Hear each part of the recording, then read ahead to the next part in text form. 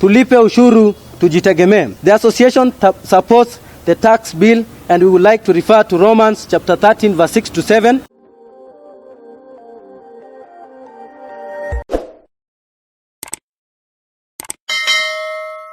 Comrade power. Power. Comrade power. Power.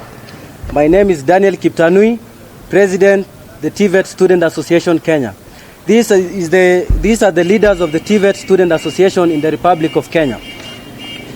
The TVET Student Association stands in solidarity with the Finance Bill 2023 and strongly endorses its proposed new housing levy tax of 3%.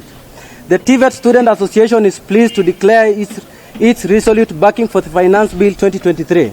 With a special focus on the proposed new housing levy tax of 3%, following extensive deliberation and careful consideration, we are confident that this tax provision will have a positive impact on addressing critical issues related to housing, affordability, and community development.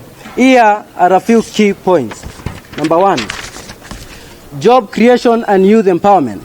As the TVET Student Association, we firmly assert that the housing levy tax can and will boost job creation, particularly for the large number of unemployed graduates that are channeled each year from TVET institutions and also from the universities.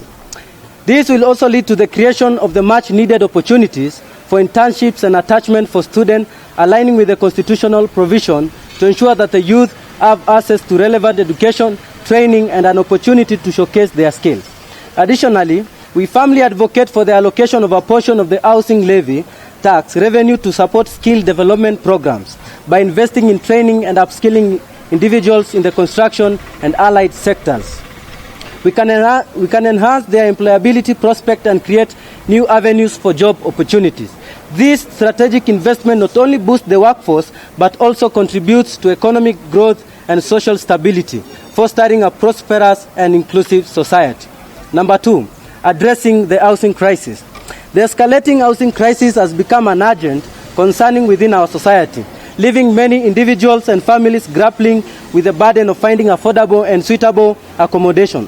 In recognition of this pressing challenge, the TVET Student Association wholeheartedly supports the Finance Bill proposed housing levy tax as a proactive measure to generate essential funds for the development of affordable housing projects.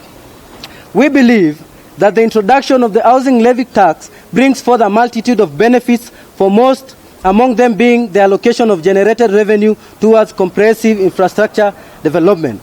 By investing in crucial amenities such as road networks, sewage system, water supply, and other vital infrastructure components, we can foster the creation of livable and sustainable housing communities, also playing a key role in the reduction of slums and creation of affordable housing for all Kenyans. We want to leave no Kenyan behind. So even those of us who later join the Juakali sector and self-employment can have mortgage and be able to give our families decent homes in the cities, increasing the mortgage intake in Kenya, which is currently reserved for over few.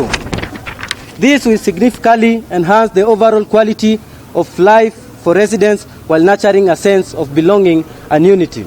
Number 3, long-term unit benefits. We are acknowledging that the Finance Bill 2023 may impose additional financial burdens through government deductions. However, we strongly believe that the long-term benefits such as economic growth, reduced strain on public resources, and a prosperous nation outweigh the short-term cost. We need to be selfless and focus on building for future generations. And we must support ourselves as a sovereign state and stop relying on the East or West for loans and grants. That is what independence means, self-reliance, especially for recurring or operational budget. We note with interest that most developed nations in Europe, Asia, and even Northern America are heavily tasked to support the running of their government. As Kenyans, we must shun the idea of asking for services from a government that we are not willing to fund. We want to ask young people to learn to pay taxes too, so that we have a right to demand for services from the government. Number 4, constitutional alignment. We refer to the Constitution of Kenya 2010, which promotes inclusive economic growth and social progress. Tulipe ushuru, tujitegemee. And finally, social equity and moral grounds. The association supports the tax bill, and we would like to refer to Romans chapter 13 verse 6 to 7, and which say, this is also why you pay taxes, for the authorities are God's servants who give their full time to governing. Give to everyone what you owe them. If you owe taxes, pay taxes. If revenue, then revenue. If respect, then respect. If honor, then honor. As young people, we would like to acknowledge that authority is God-given, and one way we can honor authority instead of always complaining is to pay our taxes and let services be given especially to the poor and the needy, and that way we help one another as Kenyans. After all, aren't we also paying tithes and other religious obligations? Let's also give to Caesar what belongs to Caesar. You see, the people who are complaining, they are opposing the finance bill, are the 3% housing levy, are the same people giving 10% to these churches as tithe. With those few remarks, the TVET Student Association urge all stakeholders, including the National Assembly, the Senate, civil society, industrial leaders, and the public, especially the young people, to rally behind the Finance Bill 2023 and embrace the housing levy tax as a vital tool for national development. By standing together, we can uplift the lives of the less fortunate, create employment opportunities for our youth, and transform Kenya into a prosperous and inclusive society. You see, you may say that you do it willingly, but sometimes when you go to those churches, one Sunday service before the end of the month, the preacher or the pastor talks about the tithe, giving, and that sometimes see people just offer their sacrifice, just offer the tithe, the givings, not just willingly, sometimes unwillingly, because they are being told, give this and this, you'll be blessed. At the end of the day, sometimes those people are not being blessed. We are not forcing Kenyans, but I think you should put this in a statement. 10% versus 3%. You see, sometimes we need to sacrifice. We need to sacrifice the good times. We need to sacrifice the better times in order to reach the future. Because you see many youth, if the housing levy will sort out the issue of unemployment in our country, then we go for it. Because you see, we are having slums, which is another bill which will enhance by maybe fighting against slums in Kenya. Only the Finance Bill 2023.